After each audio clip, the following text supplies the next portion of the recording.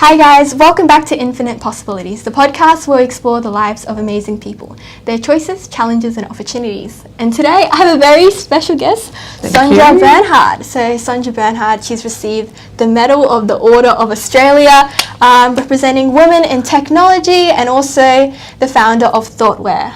Correct, that's it. Whoa! Interview over. Good one. Well, Sonja, when I first met her, she had a completely wild personality, really out there, really authentic and really genuine. So I was super excited to be able to invite you onto the podcast. Thank you, delighted to be here, despite the rain. Yeah, it's raining heavily. Yeah, but Sonja, she has an amazing story, and so we just click right into it. Yeah, so Sonja, when you were in high school, like, what kind of child were you? I was actually a pretty compliant child. Oh, sure. Yeah, I was congenial, I was compliant, I think it took university to drag more of me out of me. But I was also, even in a very, very young age, I was interested in things, and I remember spending hours standing on a fence at home. Well, it was a concrete fence, not a spike fence, otherwise I wouldn't be here today. Yeah. Believing I could fly. And I'd practiced and practiced and practiced, and I think that's where I learnt persistence from. And also disappointment, because obviously I never actually really learned how to fly. But yeah, I was, when I was at school, I used to poke my nose in and organise stuff. And so I think a little bit of, later in my life where I did a lot of project management and organising, a lot of that came in when I was younger. But yeah, I was a good girl. Wow, nice. I want to talk more about that fence. Yeah. So like how high were you jumping from? Did you have scratches and bruises? Well, I was the middle child in a family of 5. I have 2 older brothers and 2 younger sisters. My older brother, closest to me in age, quite a card, and even today he still is a crazy card, and he was the one that convinced me I could fly, and he's the one that had to tend to my injuries. The fence wasn't too high, but when you're young and you're little, everything looks bigger than what it actually is. In my older life, I went back and I looked at the house I grew up in, and I thought, that's not a very big fence. Thank goodness for that. Yeah, thank goodness. Yeah, otherwise I wouldn't be here today. Yeah. What was it like growing up as a middle child? Is that the older child is like the more responsible, the younger is like a bit more wild. Is the middle kind of the more sort of keeping harmony within the family? Or maybe that's why I was a congenial, compliant child. It might have been that whole positioning type of thing. And of course with my older siblings being male, there's a different thing there. So even though I was middle, I was the first girl. So, maybe I had a bit of the first as well as the middle in it. But I guess, it was just a whole lot of fun for me. I had a fun childhood. I grew up with my mother's family in Tasmania. In her family there were 19 children. Wow. So I had a lot of aunts and uncles and cousins, and we had a lot of holidays with cousins running around and playing, and just, my memories are just full of games and fun and happiness. Oh, that's really cool. Yeah, it's a good start to life. Yeah, and having a big family must get up to all crazy kind of stuff. 19 children. Yeah, a couple of those unfortunately died in their earlier infancy ages. But I still had a very extended family, and in the end my mum was one of the only ones that actually left Tasmania. So didn't matter what town in Tasmania we went to, we had a rally. Kind of curious, were your parents strict? I mean, to raise 5 kids. Yeah, well actually my heritage is Germanic. My father came out of Germany in a construction crew after the war that actually built the town, Georgetown in Tasmania, where we lived. So I grew up with a whole lot of German things around me without even knowing. Like we always had a cuckoo clock. My mum still has a cuckoo clock today, actually. We always had a cuckoo clock, we always had beer steins, we always had lots of pork, and we always had smelly cheese, and I just thought that's what it Doesn't everyone do that? yeah, you know, and then I started realising, I have this different heritage. But because it was after the war, Dad never taught us German language. I had to wait till I went to uni to take a course to learn the German language. But I don't think they were strict.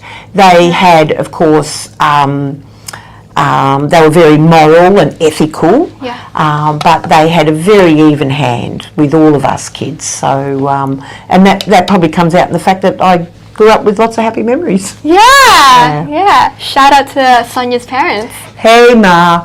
Dad, unfortunately, died 10 years ago now. Oh, that's quite a while. Yeah, in fact, in a few days' time is the 11th year anniversary.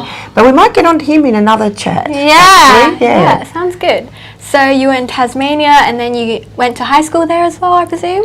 Yeah, actually, so I lived in Georgetown in Tasmania up until the age of 10. Then Dad went from building the town to set up a number of his never occurred to me. That's probably where I got entrepreneurial. Yeah, because he had a whole heap of his own businesses in the town. That's crazy. And unfortunately, he borrowed a lot of money, and the business cycles up, down, and he went bankrupt. So we packed up our life in Georgetown, and Dad took a job at a hardware store in Zeehan on the west coast. Ooh. So we moved down to Zeehan on the west coast. So I originally went to primary school up in Georgetown. Then in Zeehan on the west coast, I finished off primary school there, but then the closest high school was a 1-hour bus trip through mountainous territory on the west coast to go to Queenstown to go to high school. So that's where I did up to my year 10. Oh, that's pretty cool. Yeah. And so when you were in high school, did you have any kind of thoughts about like what kind of career you wanted to pursue, or what was floating through your mind, if anything? That's the key word, if anything. That is it. Because you don't really, do you? The people that do, they are so lucky. They're so lucky that they have this calling and they know what it is. I had no idea. My life at that stage was pretty much about debating at schools and things. And I wanted to do a little bit of travel, but I'm not a sporty person. But I found out the debating team got to travel every time, went around the state and go to all the other schools, and so I got to participate that way, which was great. So that's probably the only thing that was in my mind, was really, talking and debating and, just enjoying myself. But I had no idea what I wanted to.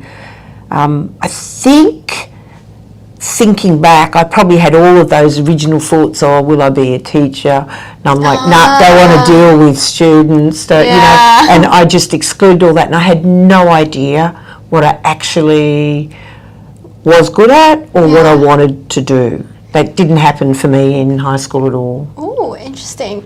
And did you have pressure from parents, like, hey, Sonja, teacher, or did they have any kind of input per se? My mum had a beautiful style, and she used this a number of times, and that was, okay, you're old enough now. We've done all the right stuff. We've done this for you. You now make up your own mind what you want. And maybe when you're a young kid, I remember when that happened about religion. And when you're a young kid, sometimes you might think, hang on, I want your input and your guidance.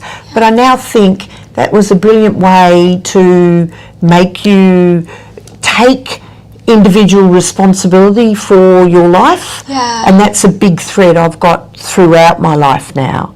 And then what happened was, after the west coast of Tasmania, at the end of year 10, just before year 10, my dad then got a job up in Papua New Guinea, and Mum got jobs in Papua New Guinea, and we moved there. So I then finished off my year 11 and 12 at a girls' boarding school in Queensland, in Townsville, and there was some pressure there because, at that school, I was a school captain, and I was getting really great grades in maths and physics, and without even trying, you know. I love it.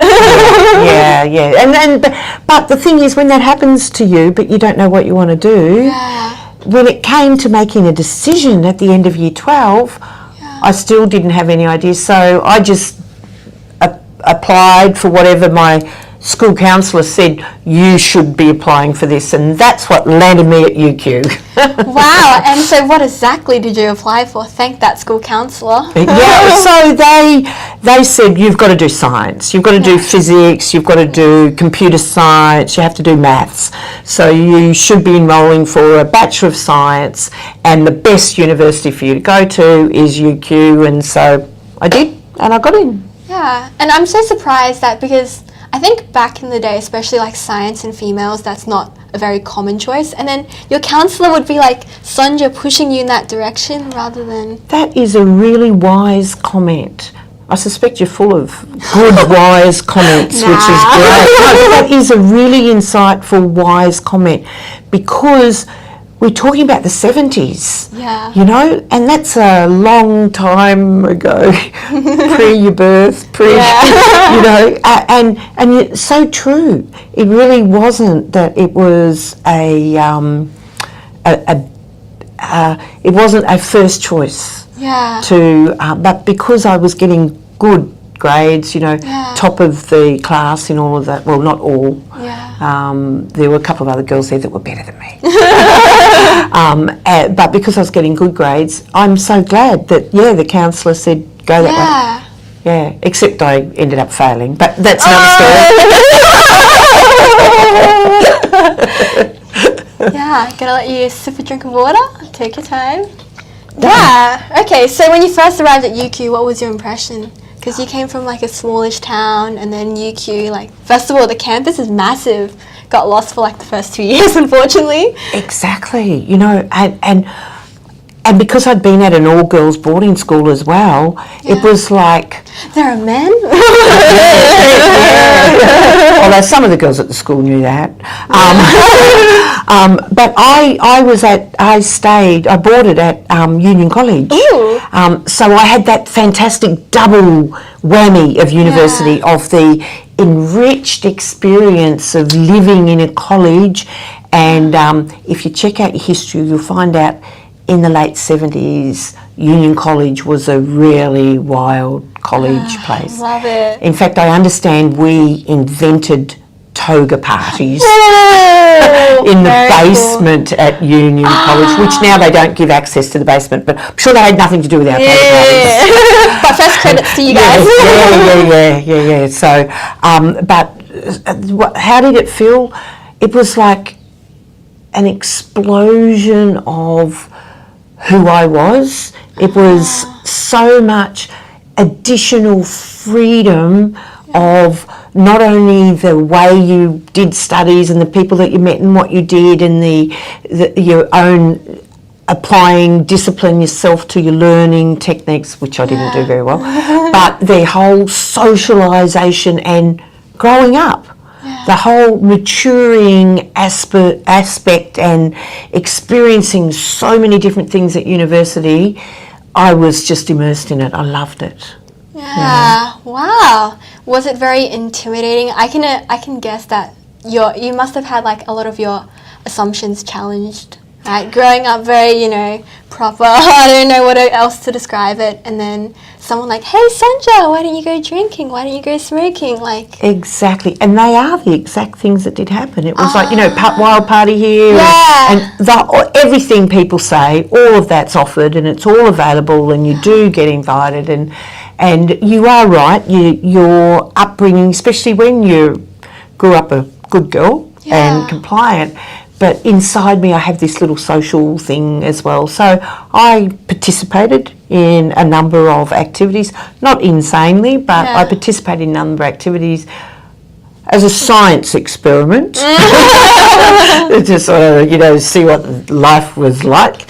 And I think the only way to experience life is to go and experience it. Yeah. You know, if you put too many limits but you also don't want to overtake risks. You know, I would never do anything that would risk my actual life. Yeah. You know, but irreversible consequences. Yes. I would definitely not do anything that resulted in that. But to expand out a little bit and experiment, and to then at least know and say, yep, no, that's not for me. No, that's not for me, but that'll go down that rabbit hole. Yeah, but I really like how you said, like, as a science experiment, right? It's a very sort of light-hearted way of just, you know, dipping your toes into things. Otherwise, like, I don't want to become the person. I'm just trying. That's so much easier to get into things. But don't try those drugs that ruin your brain. Sounds like you had your fair share. No, I didn't. No, I actually... the first time I never touched any hard drugs when I was here at uni. Yeah. When I was older, I accidentally had cocaine when I was in Peru, but that's another story. Yeah, maybe something that wants to stay buried. Yeah. Oh no, I wrote about it in my memoirs. Even better. Yeah. Okay, interesting. And so, like, when you saw the freedom, when you saw like the wild parties, did you see that like this was something for you, or were you like, nah? Or how did you sort of approach it? Okay. In many ways, I approached it too much from the social aspect at the expense of allowing my academic and career prospects fall. And that was the beginning of my decline of my time at university. In fact, I approached it so much from a social aspect. I ended up being social convener for Union College in my second year at university because I was like, I want to not only participate in these parties, I want to organise them, and I want to, you know, maybe that was a way of me handling some of the combination of my younger characteristics and the wilder social one was.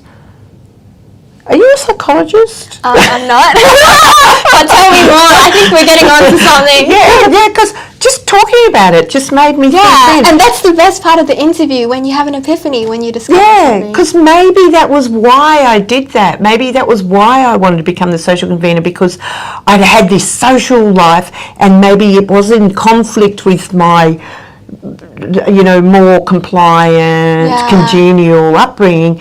But I felt if I organised the events, I'm bringing those all together. Yeah. Maybe. Oh, that's pretty. And if so, I have you to thank for that. No worries. Thank you for being here. Yeah, because I'm kind of like thinking about like, you said like in high school you were like the good student, and I think like grades, I don't know, like is popularity measured on grades back in high school for you? Or not I don't know. Because then you became like social queen at UQ, and I thought like, I don't know if people really care at uni about your grades, like, hey Sonja, I know they don't. Yeah, and then like I don't know, being popular, being the event organizer, that is like where you get peer respect. So I don't know if that was like a thing. Yeah, and probably also I was used to a lot of that from the debating aspects as well, so I think probably a lot of that got rolled into. But yeah, I had a great time, absolutely loved it, really good. Yeah, and what happened on the academic front? How was that science?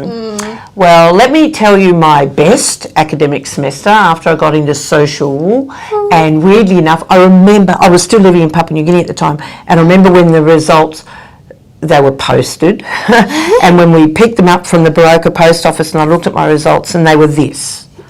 One, like I had 5 subjects, right? Yeah. And I got a grade of 1, 2, 3, 4 and 5. Oh, wow!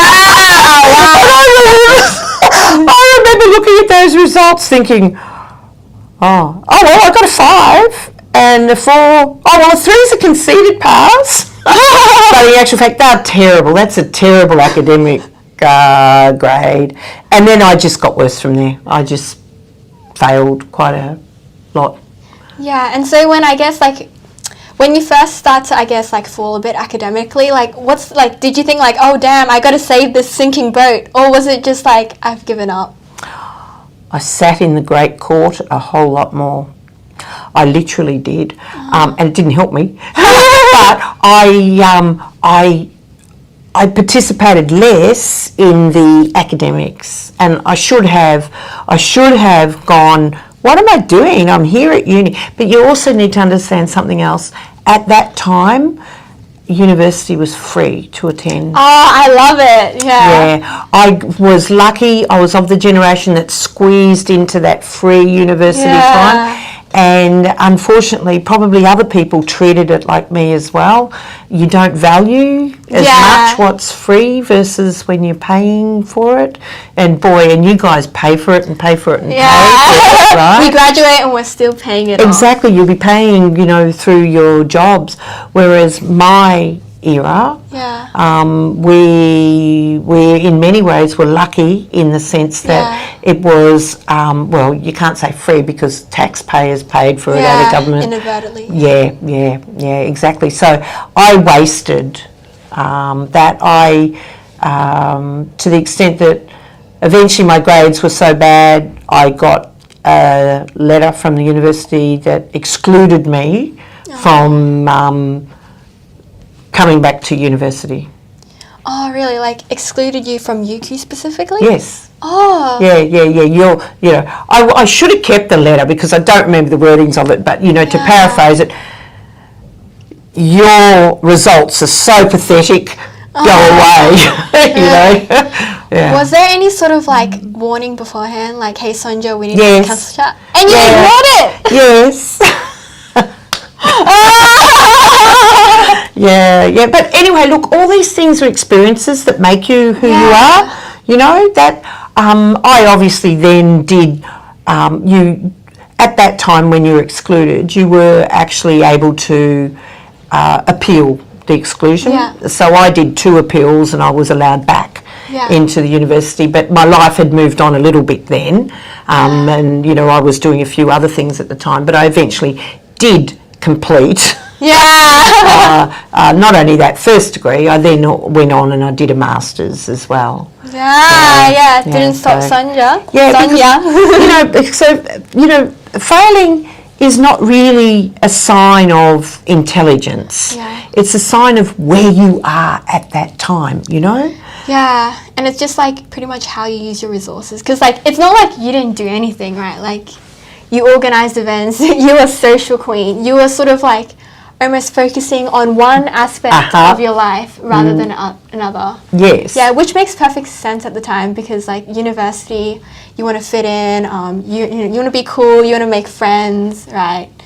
And then, you want to experience things, and especially since you worked so hard in high school, right? A lot of people, they'll let loose. It's probably not an unusual story. I bet there's other people like that. Yeah, they get into the top schools and then their grades might suck, and then parents are like, what?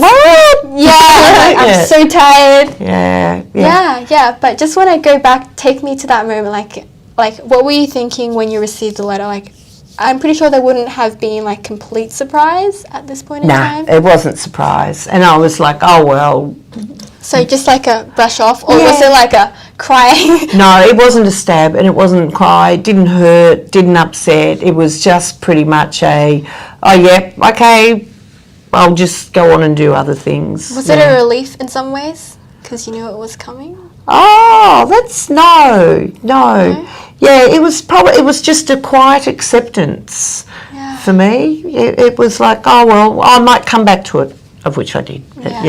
And what was the conversation to the parents? Because I can imagine it must have been nerve-wracking.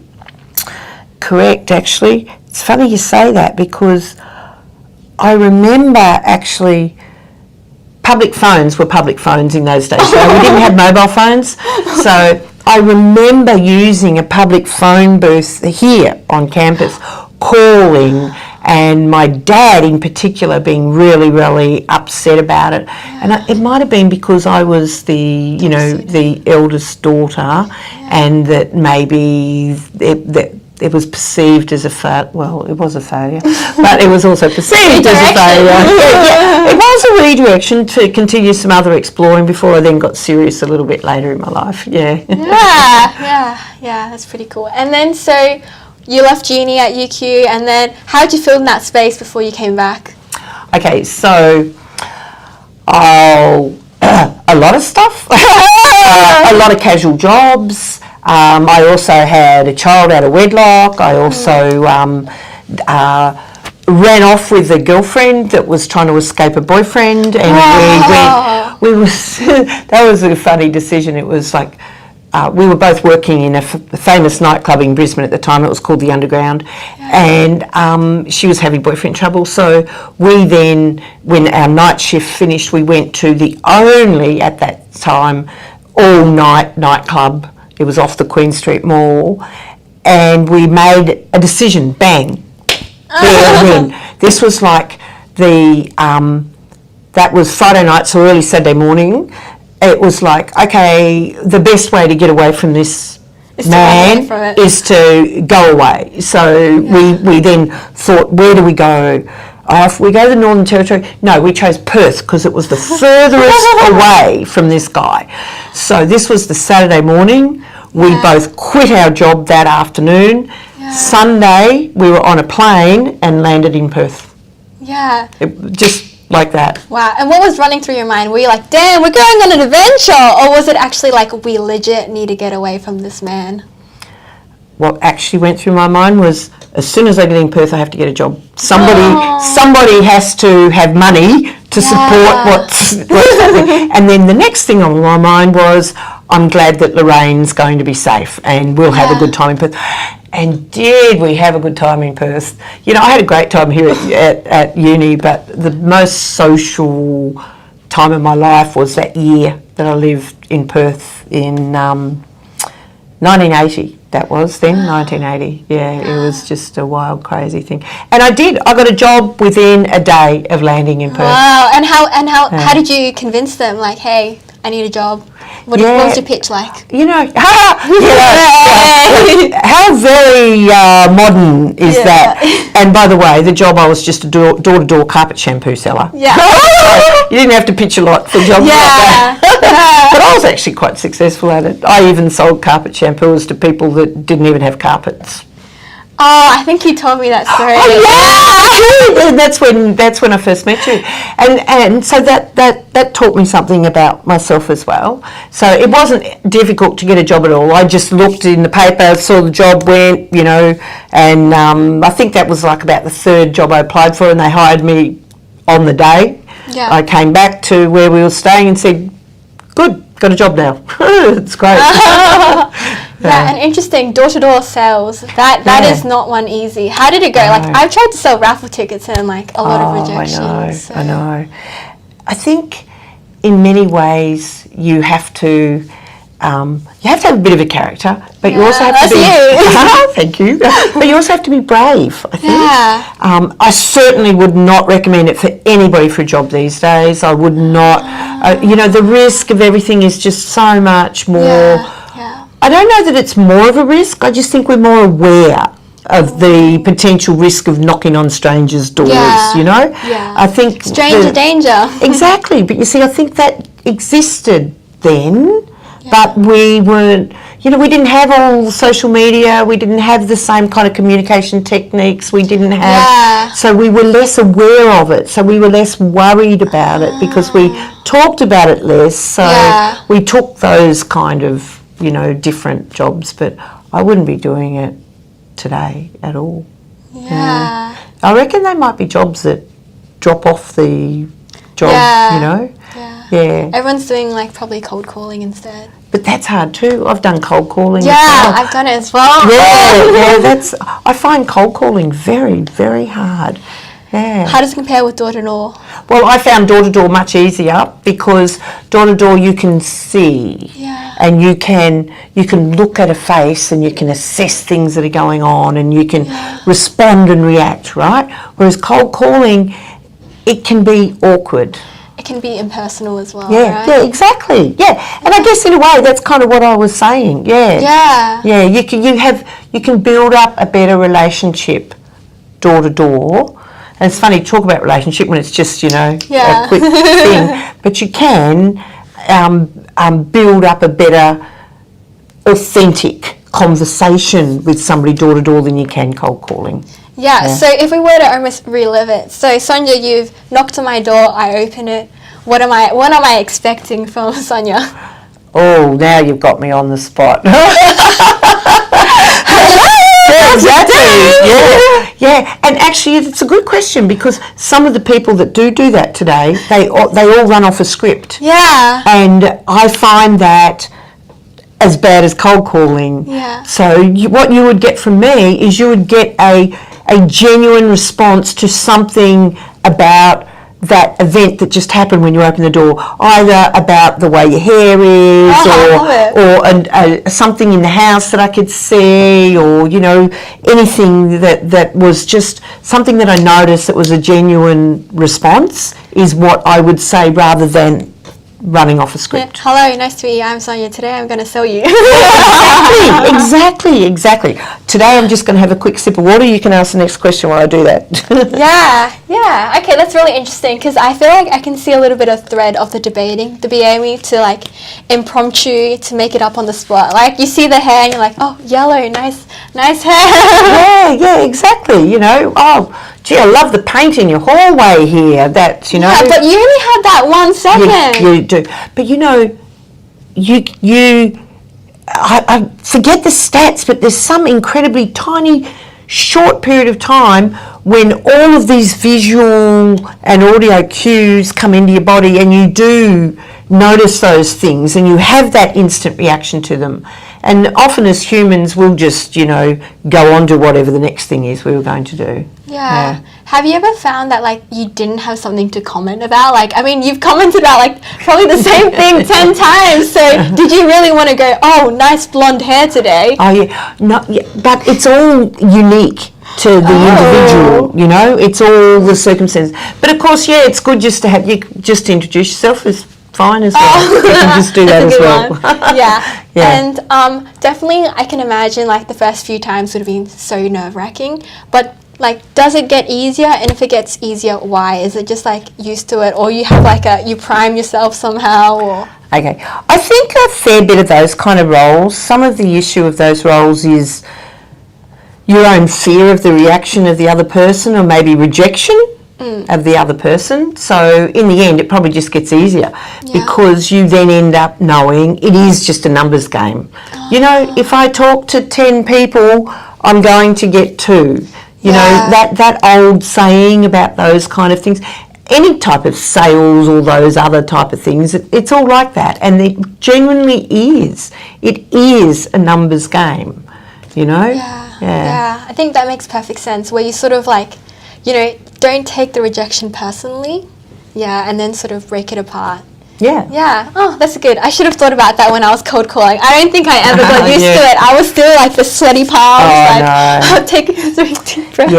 Yeah. You're right. And it's hard not to take it personally though. But yeah, that is a lesson to learn. But I guess like if you get it from the door face to face, that must have been harder than over the phone.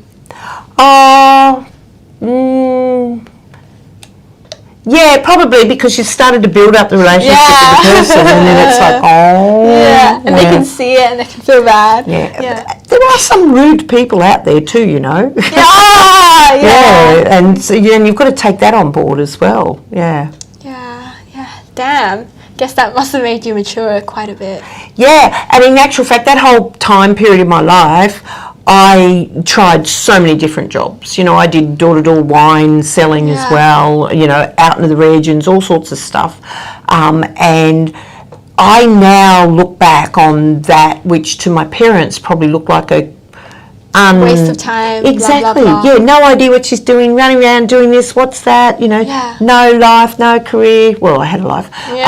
There's no direction. Yeah, directionless. So to my parents, it probably seemed like that, and it was that, but I look now and I think I learnt so much from those things. I learnt a lot about not only other people but myself, and the little skills through all of that later in life you call on. So I think that kind of unstructured, go out, do whatever. Unstructured learning. There you go. So I think unstructured experience learning is exactly a healthy dose of something to have in your life. Yeah, that's pretty good. And so when you're doing your unstructured learning, why come back to uni? And how long was that unstructured learning block for? Okay. Quite a while? Yeah, I think so, because in between time there I got married as well, and I had a second child, and I moved off and I lived on up in the Gulf of Carpentaria in Australia. Wow. Lived on Groot Island up there, so a very small community. And actually the small community, that's funny because that was pretty much like a combination of other things as well. So I arrive in this small community, I've got 2 young children, and there's no childcare at all. Oh, what a absolutely pain. nothing.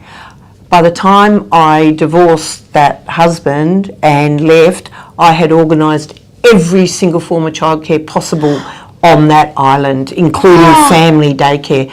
So I started, I rallied the community and raised money and got funding and started by doing emergency care. That was the first care that we did, because, you have to have emergency care, after school care, because the parents that were working needed the after school care, family daycare. And then eventually the mining company approached me and they said, "You're doing a lot in this care space, that's really good. We are willing to give you a building if you can get it licensed to be a childcare centre." So I took all that through licensing and getting a childcare centre established and everything. All of that so that I had childcare for my 2 children, and then I left. That is so crazy.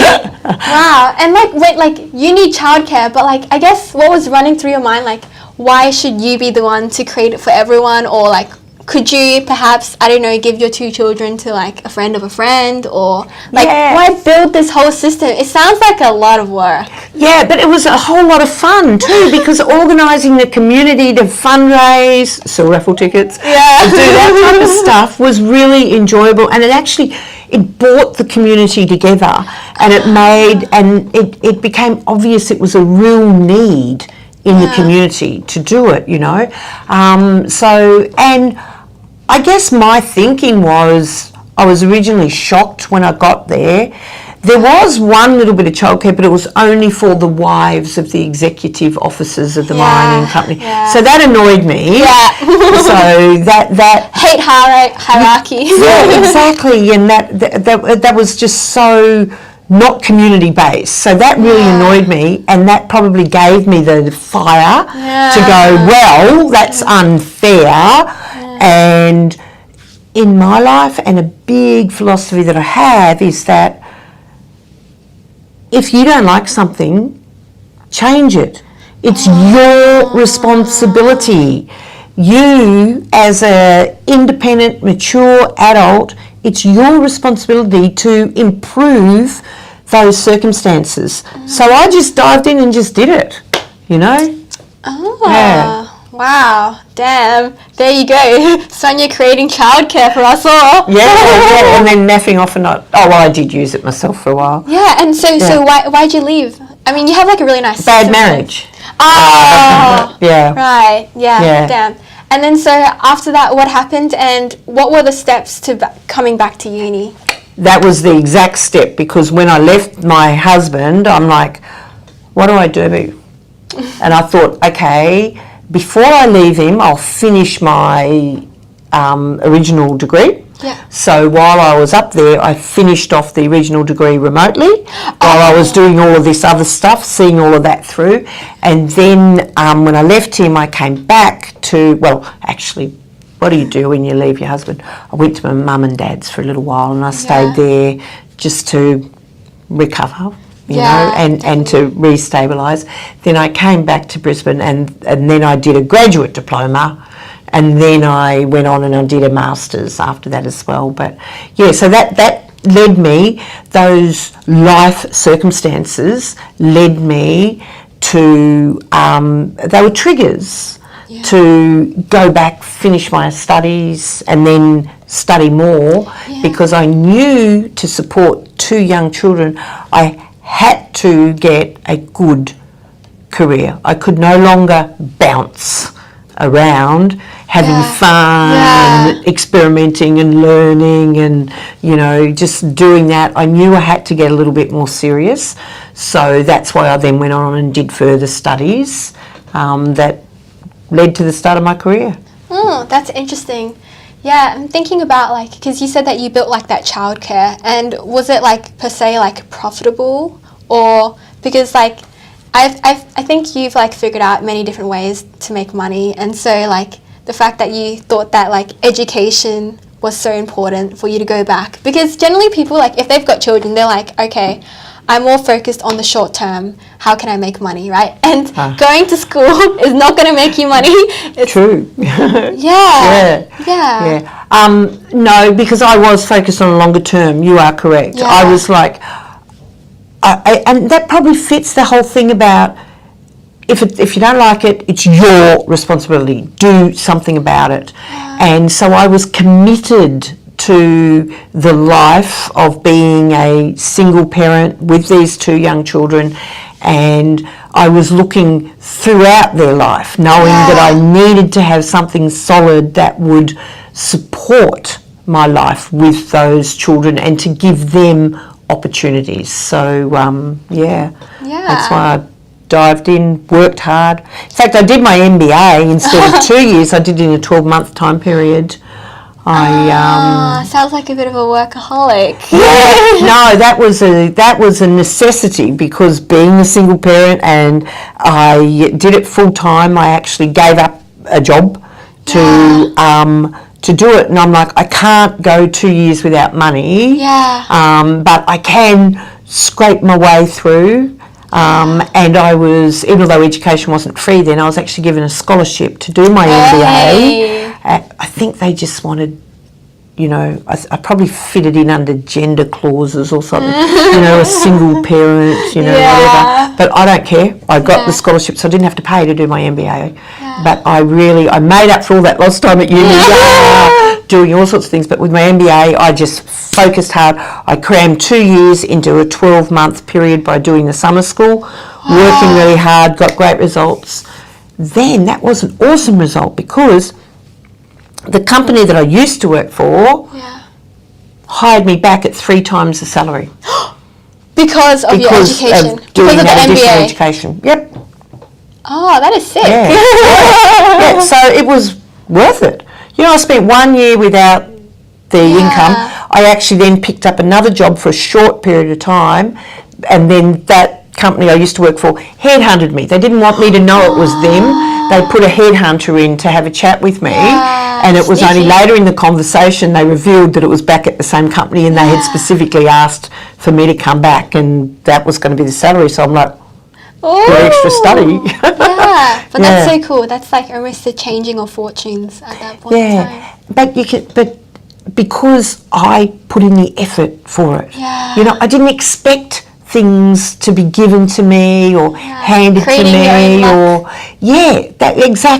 that's a good saying, because, you know, I created the circumstances that allowed that to then be a really good offer. Cool. And now you've got the triple the salary, life is going well. And how has your career progressed from that stage? Well, they sacked me. Wow. Was there any particular standout reason that you can share? Well, actually, no. I had a great job with that company, and I went on and I managed their Asia Pacific for that product.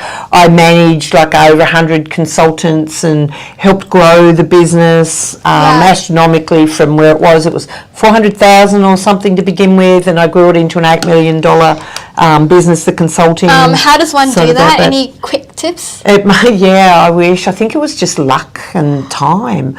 I just think it really was. That at that time in the 80s, the interest in installing software systems was really strong, And so, we had to have consulting around all of that. So I worked out how to do the training and the packaging of all that Talking consulting. is your forte. So hard, maybe. Maybe I should have stuck with sales. Yeah. Anyway, maybe I kind of did. Yeah, you did. Yeah, but then later on in that company, what happened was they were going through downsizing. Oh, yeah. So I was in the middle management level then, and so they got me over a period of 1.5 days to be the spokesperson to tell all the people that were on the termination list, your job's gone and here's a security guard, you're walking out of the building now.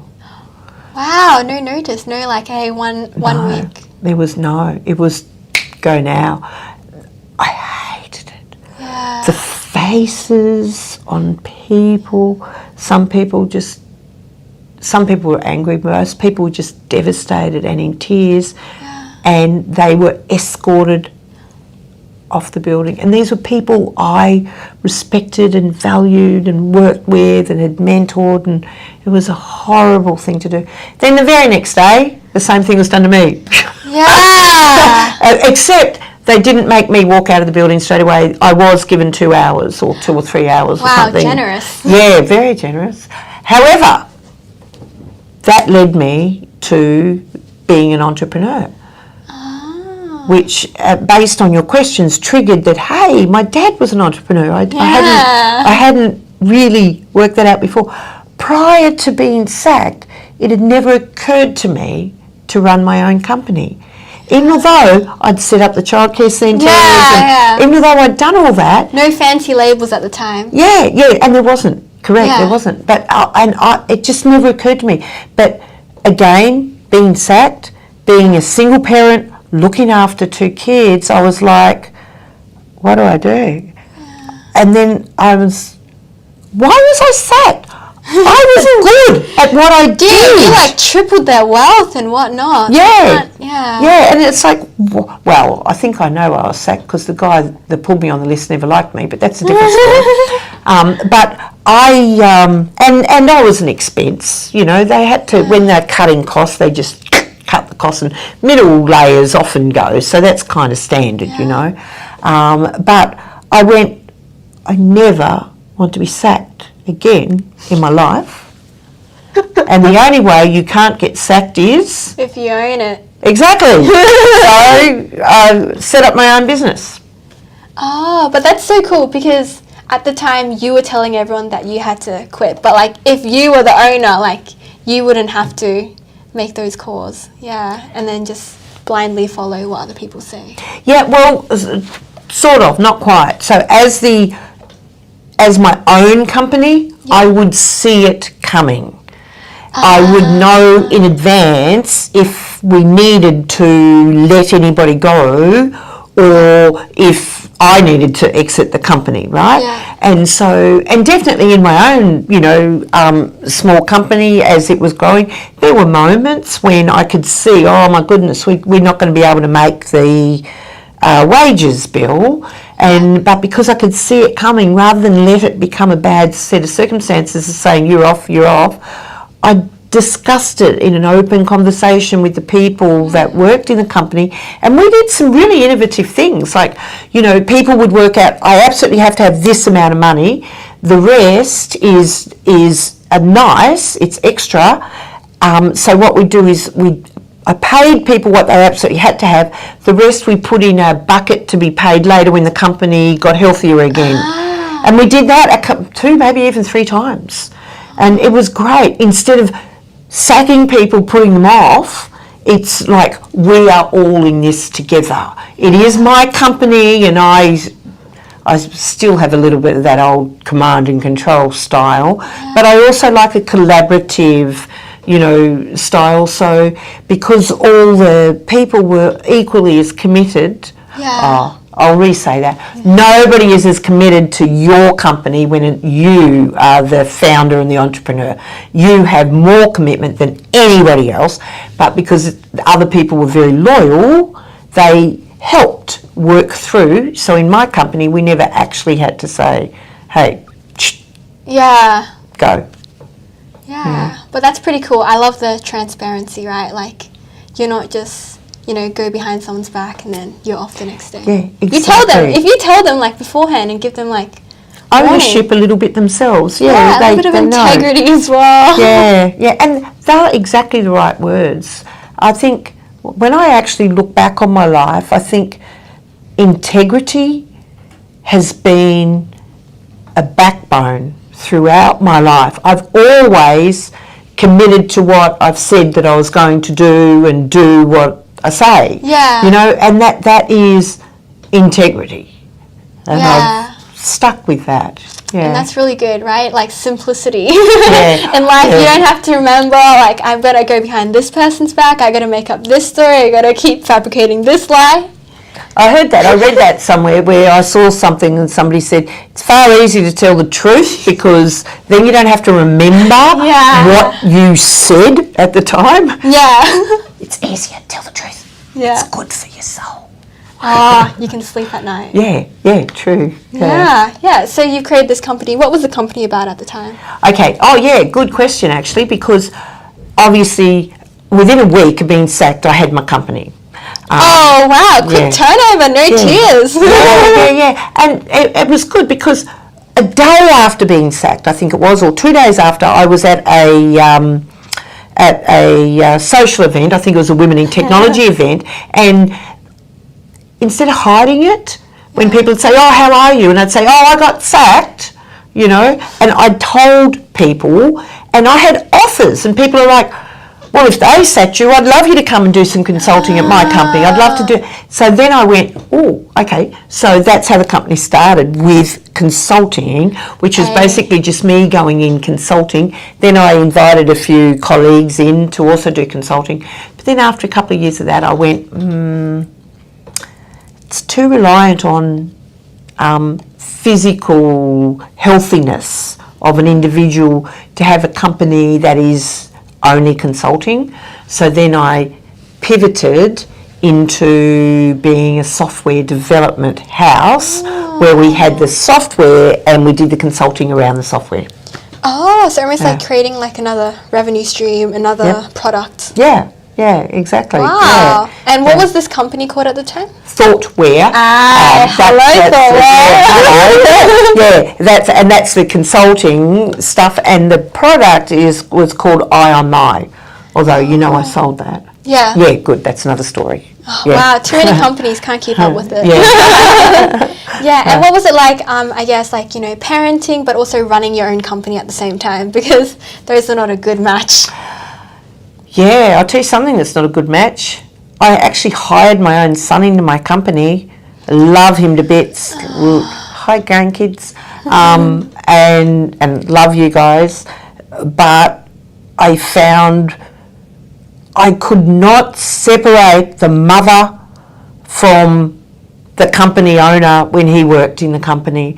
I know some people can, but I had way too much trouble doing that separation. So he only worked for us because he was between jobs, and he was in a job he didn't particularly like, and he was kind of working out what he wanted to do. And I said, well, why don't you leave that job?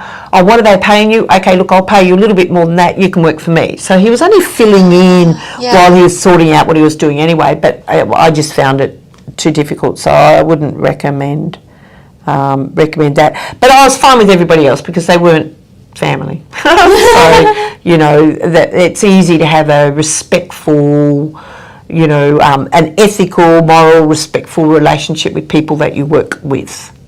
Yeah. And then so how long did you do Thoughtware for? And did you, what happened in the timeline of events? Okay, so that was 1999 by that stage. That's when Thoughtware was incorporated. When I sold the software arm of Thoughtware, I just sold the software and the IP and the consulting and the people for the software. So the company Thoughtware still exists. Significantly reduced, but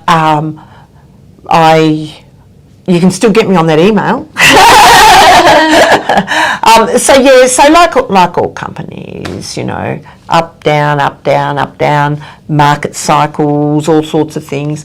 One thing I consciously did that impacted Thoughtware was I decided that I was only ever going to bootstrap it. I was never going to take in funds from investors or VCs or anything else, and that restricts the size because when you take in funds, you can do extra marketing and you can grow and you can hire extra people because you've got more of a runway to support that, whereas I always did it from bootstrapping and from its own retained profits.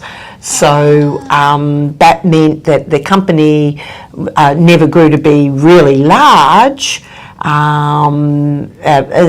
Most people we ever had there was 30.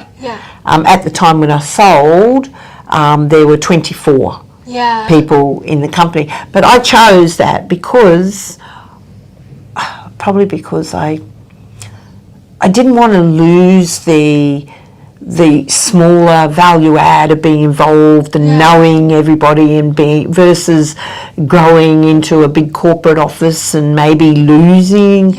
You know, I'm not saying all corporates are cold and they lose, but I just felt it's so easy to just become a cog in the machine in a big organisation. Exactly. So I didn't want that to happen. I still thought of everything my baby, you know.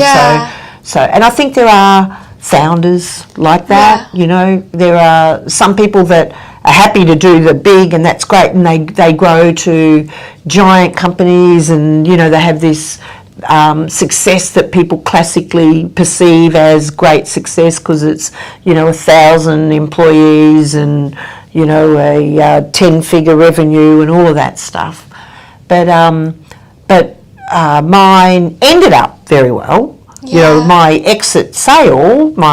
acquisition exit sale for, you know, a little girl, her own company, just a few people, for an 8-figure sale. That's crazy. Is great, you know? You know, and actually I think if we have more women in tech companies that are willing just to, you know, run them, like pre-COVID, I was offering massive flexibility for people at work so they could manage their lives because, you know, I'd been a single parent, so I knew the stress of working and all of that. So I offered conditions that just made life so much more flexible and workable, and that's probably why people were very loyal as well.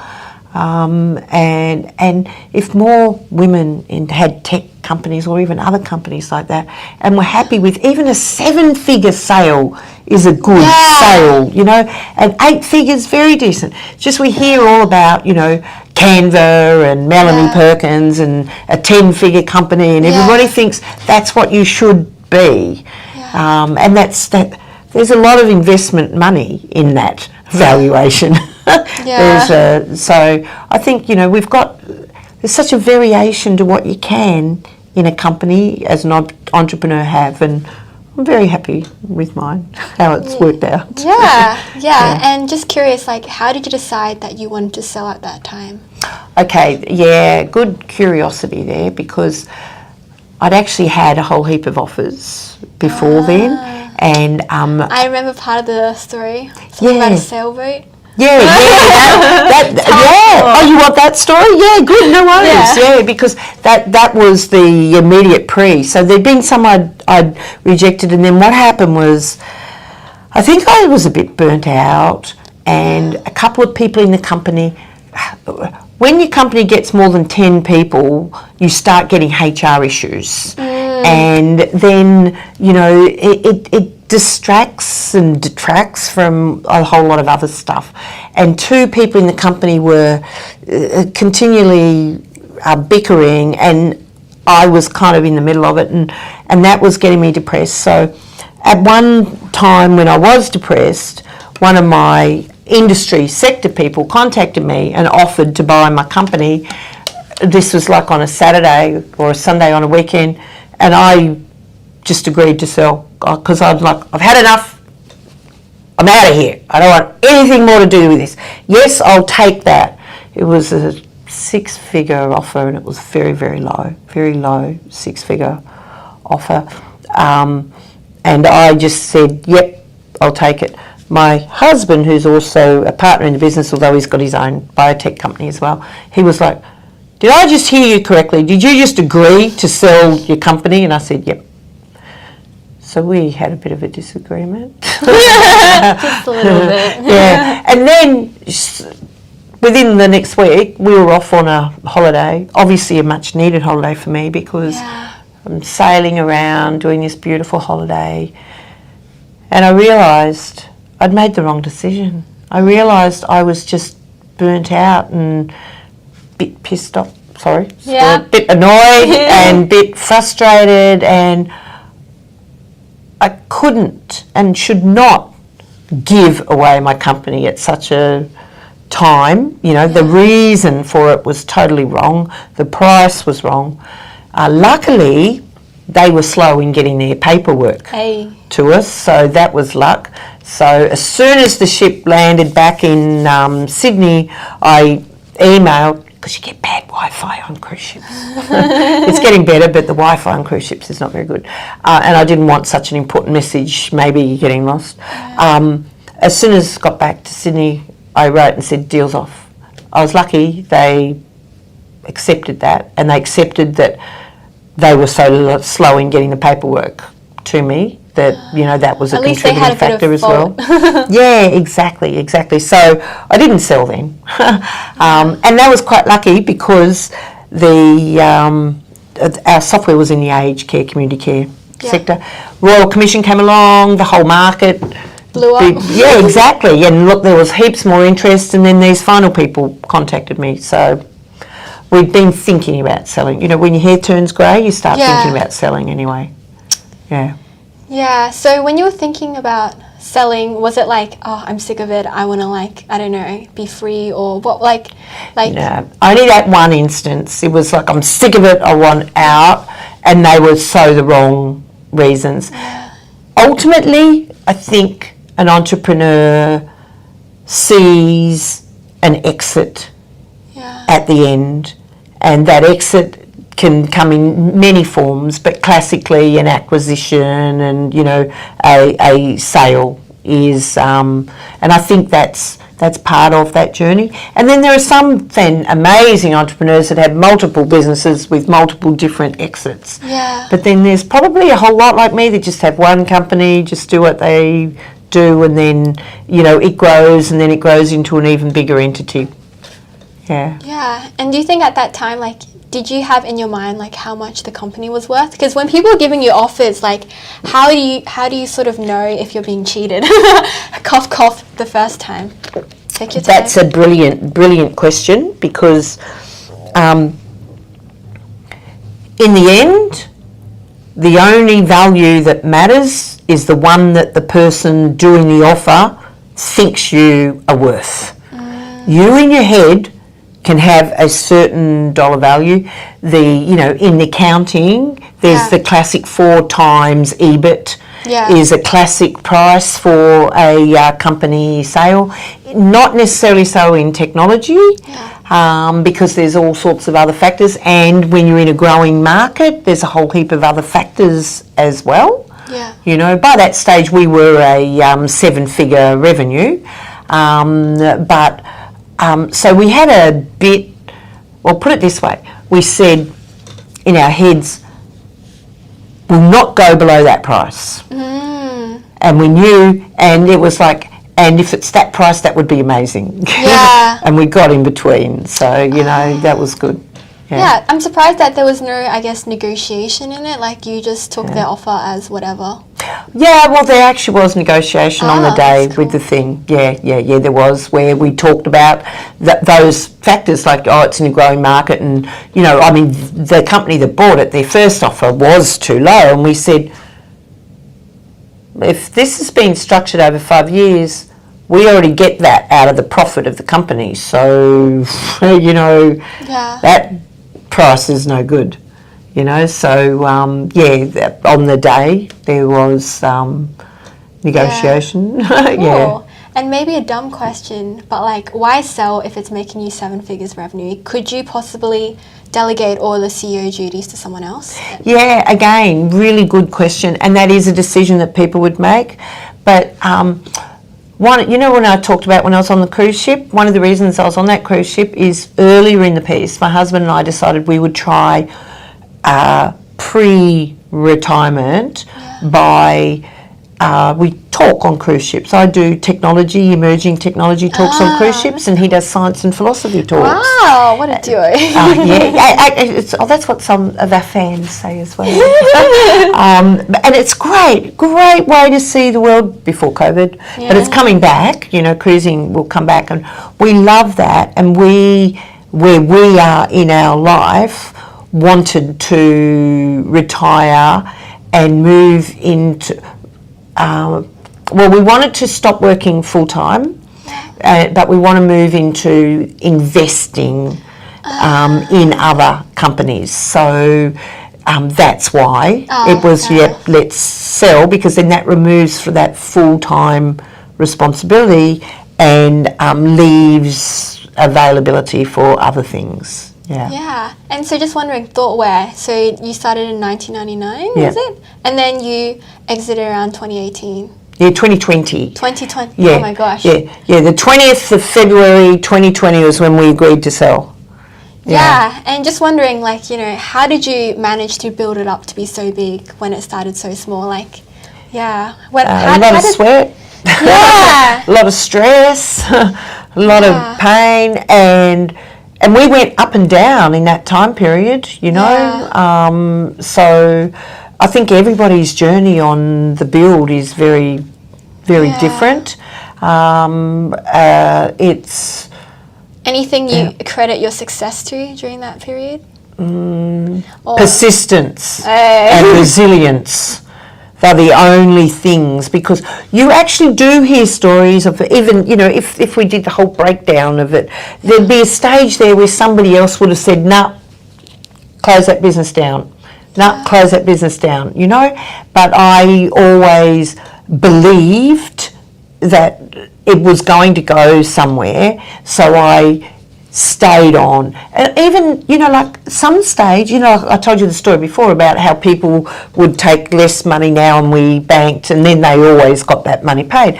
But at another time, I took myself out of the business and I did consulting to earn money to pay for the business. So I did all of those kinds of things, which is all about that persistence of this is going to work, and the resilience of, well, that was a bummer. Yeah. Okay, what can I do? Let's bounce back up. You know, I'm going to hold it up to the camera. Just so yes, people can see. Hello. In my memoirs, Girls Do It Too, where I've got lots of fabulous quotes. There's awesomely good quotes and tips from me in here. That one of the sayings I've got in there is, to be successful, I believe, because life throws so much at you, all of these ups and downs of the markets, and, you know, infections and all sorts of stuff and conflicts, but to be successful, all you need to do is, those things will knock you down, right? Some will hit you from behind, some from the side. All you have to do is go, oh, shit, and get back up one more time. Just think about what happened and why it happened and learn a lesson, but get back up. If you stay down, that's it. You can't go on. You won't have that success. If you stay down, even if what you decide when you get up is you pivot or completely change, that's fine, but you've got back up. But if you let it hold you down, you will not be able to continue to be successful. We just have to accept there's lots of horrible things that can happen in life, and it's your own philosophy and what you do about it that bounces you back up and learn a lesson and continue on. Yeah. I'm also kind of curious, is there any like stuff like that you've started, maybe like businesses that you have quit? Because I think you have to, persistence it has to be like in the right thing, in the right area, at the right time. So has there been anything that you've also quit on the flip side? I'd say yes, but in my head I put them behind me. So I'll have to draw some of those out. Yeah, I don't know if I put you on spot. I don't know if you can think of something right now. Yeah, I can't think of one immediately. There are certain things within that company that I refer to as rabbit holes, you know, the rabbit hole analogy, that were things that we thought, oh, this would be a great idea, let's go and travel all the way down that rabbit hole and then go, oh, wrong, and I have to cut that off and move on to another thing. So there's certainly, in that journey, there's certainly been things that were failures, but I see that as part of that learning experience. Yeah, and so when you were at CEO, when you were like being CEO, what was the day in the life like?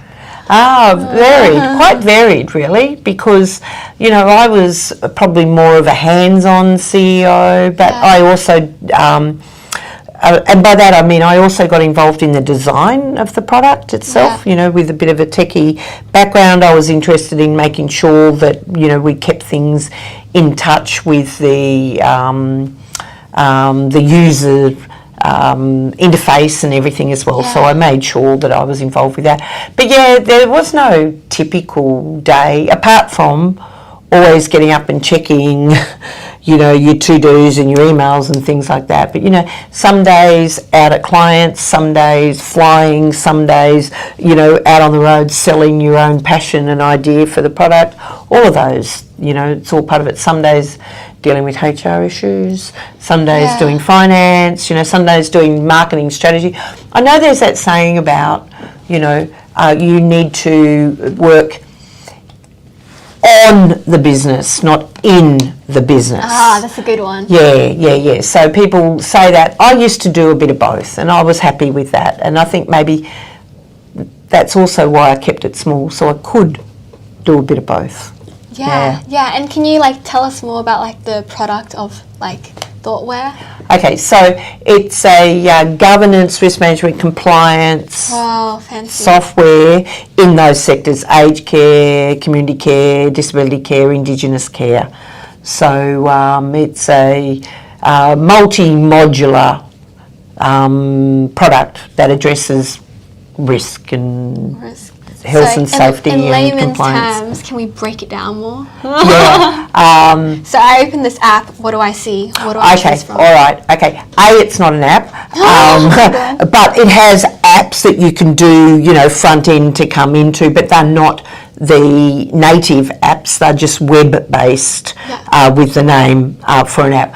So basically, people that work in the in those sectors, there's a whole lot of rules and regulations that they have to comply with, and very much so because the government sends in auditors to sort of make sure, have you done this? Is this the procedure you use? What was your process? What happened then? What was your next step? You know, all of that type of very compliant, regulated things. So what this software would do is that it would capture the day-to-day activities of what people did and map it to what they were supposed to do.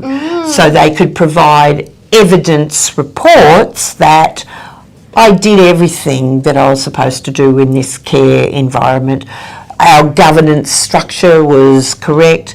You know, they had like committee, meeting, management, all that type of stuff.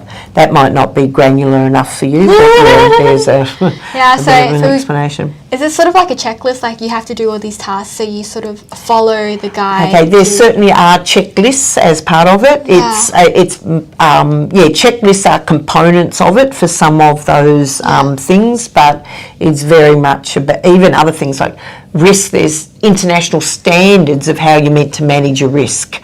So it's making sure that the full process of doing that is followed through. So it's a very enterprisey kind of system. So for like businesses mainly. Yes. And how did you get this idea? Was it related to what you were like doing before in your previous work, or like it sounds a bit random, right? Yeah, no, you're pretty smart because it actually was related.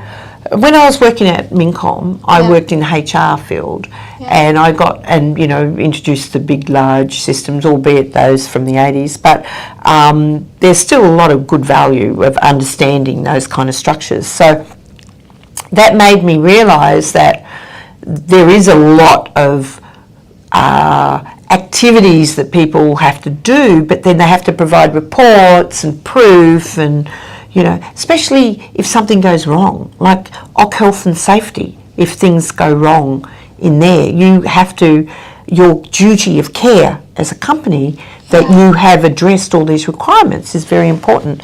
So having worked at Mincom with the HR, which included OC health and safety, made me realise that there's a space for something different to a HR system, but it looks at compliance areas, so that's where I got the idea from. Oh, that's pretty smart.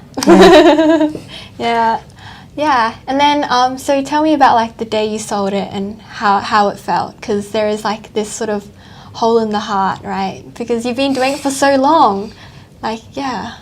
Again, you're very smart, because one would think that selling your company and retiring would make you exceedingly happy. 8 figures, come on. Yeah, it right? should make you exceedingly happy.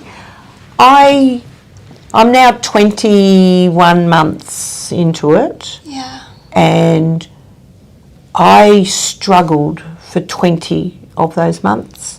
It happened to have coincided with COVID, so it was kind of a bit of a double struggle. But I actually, when you live a life, when you're thinking and busy and active and responding to emails and talking to people and travelling and doing this and going to that and organising and coming up with ideas and doing stuff, to suddenly have nothing, it's not only a hole in your heart, it's a hole in your head. You're like, I have spent, and I'm a very optimistic person, and I have been since a child, but I've probably been the closest to depression that, I've ever been in my life because of that, because of the, it's not only the thinking of it, but there's a physical thing as well. Your body gets so used to waking up at a certain time because you've got these job commitments and these things, and you operate on this schedule, and even if it's not in your mind that that's what you're doing, your body, my body struggled with suddenly being able to hang out in the pool in the middle of the day, and it's been, it sounds pathetic, I know, to say it's difficult, but I've had, and I did not expect to have difficulties, and I've had 20 months worth of difficulties, but I've lifted myself up out of that. This is like not common. It's like, a lot of like, I like talk to like people like athletes and stuff when they've reached the pinnacle and then they retire, and then they find very little that like something else that gives them that much excitement, that much joy. So it's completely normal. I've got to retrain myself to enjoy the thrill of walking the dog in the morning or swimming at lunchtime. And they are beautiful activities. They're the things that when you're busy working, you wish you had time to do. So, You always can't have what you want, right? True. And so would you have almost like done something a little bit differently, like sort of, eased your way into retirement per se? It's a good question, and I'm not sure of what the answer would be, because it's sometimes being dropped in the deep end is a good learning method. So to be cut off and dropped in, even though it's taken me 20 months. I was talking to another woman in IT, and she said it took her 10 years. Wow, you got lucky. I know. I think 20 months, I did that pretty well. And another person I spoke to, she said it took her 2 years. And I didn't know that beforehand. I've just reached out to them to say, how did you go with that? I was quite quite surprised. But, you know, I don't know. I think I think being dropped in at the deep end is not such a bad thing, because it's forced me to, you know, it was cut, and I just then had that period of time, and now I'm like, okay, what are I'll pick and take the elements of what I want and work with that. Yeah. And so I guess, like, and also, what did you do with the money? Like, did you reinvest it, or like? I will be, because it's a deal over 5 years, the money drops in at various times over that time. So, so basically I have a spreadsheet of what I'm going to do with it. That's pretty cool. Yeah. And I guess, like, what is the ideal day in the life for you? One where I wake up. Oh, that's a good one. That's it, yeah, because you got to do that first. Yeah. What I love the most, and this is one thing that the retirement has absolutely allowed me to do, and I used to fit in with the other, except there was always a little bit of stress with it, is watching the sunrise. Oh. I love getting up in that quiet period of the day and that still period of the day and watching the sunrise, because to me that's like peace descending, and it's just a beautiful period of time. So any day that starts with that for me is a bonus good day, and any day that includes elements of laughter and communication, and I love to play games, but I mean in terms of board games and, you know, other type of games, that with my family and contact, all of that they're all part of a good day. Yeah, but that's pretty cool. Like, the good day is really just that simple. Yeah, exactly. I hadn't thought of it like that. That's exactly what it is. Yeah, it is. It's that simple. It's just the start, and it's just beautiful. It gets you inside. Well, it gets me inside anyway. Yeah. And so I guess, in your own opinion, what do you think, like, the meaning of life is? Just for a deep one. Okay, now you do know I'm a geek. Oh, okay. So I have to say 42. Oh, no. Yeah, but no, the meaning of life, and now it's a pretty simple one for me too, and the meaning of life is be happy. And the only thing that's going to make you happy is know yourself and know your philosophy and why you do what you do, and just pursue those events and activities, and just do things that make you happy. And that's the meaning of life, because everybody and what they do in their life and the people that they affect is different for every person. So the meaning of life is the meaning that it is to yourself when you are happy. Yeah, happiness is the meaning of life. Yeah, well, it is for me. Yeah, so that's a pretty good one.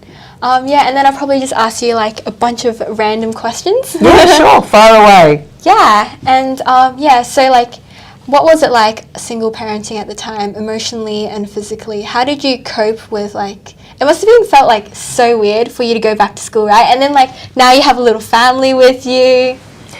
Yeah, okay, so I think that's where I learnt really good project management skills.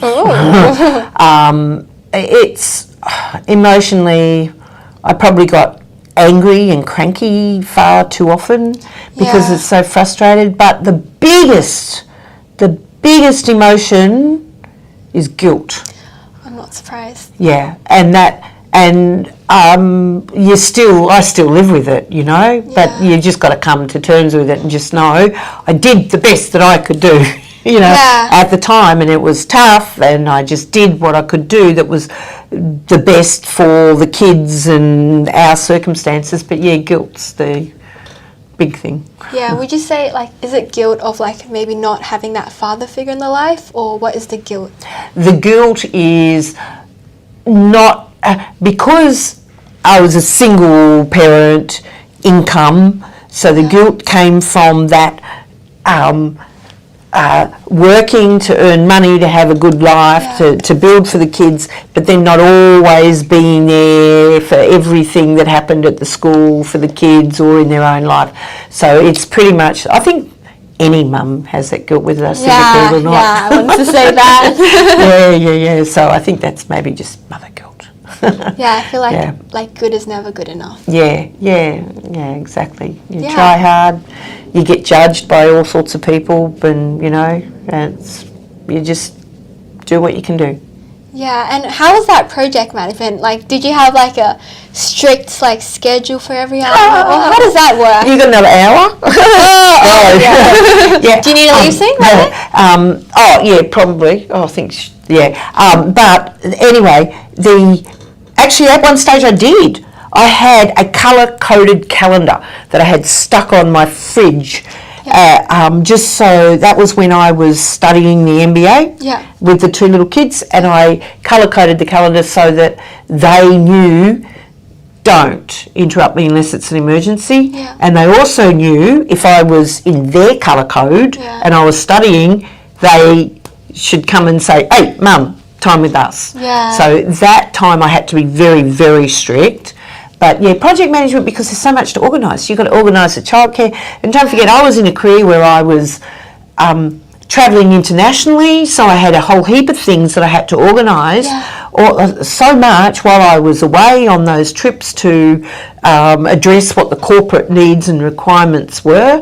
That whole thing of meetings, and back in that era, it's so much better these days. People are so much more understanding that we are humans and we should not be made to feel guilty about these type of things. But back in my time, if you left a meeting early to go to pick up the children, those things, that still happens a little bit today, but people are getting better about it today. So I had all of that stuff. So that's why I learnt project management skill, because I learnt if things went over time, what was the contingency plan, what were all the alternatives. So Yeah, and also, like, I think maybe not many people know that, like, one of your children has cerebral palsy. So how did it change you? And, like, that's, like, adding an extra, like, layer of, like, stress and concern on top of everything else. So how did you cope? And an extra layer of things to do, going to all of the counsellors and the exercise classes, and at that stage the cerebral palsy place was called the Spastic Centre, but that of course has changed because of, our own culture and use of words have changed. But so I did have, that's my firstborn, my daughter. She has mild hemiplegia. CP on her right side, but when she was younger, CP on her right side. cerebral palsy, but it was only on her right side of the body. Her leg, her arm, and just some things. But she, when she was very young, she needed intensive physiotherapy. She needed a bit of occupational and a bit of speech therapy. She was even in calipers for a while. How did it change me? It just made me more organised and more stressed. The thing is, it's one of those things that life throws at you. You've got to accept it and deal with it, and that's what I did.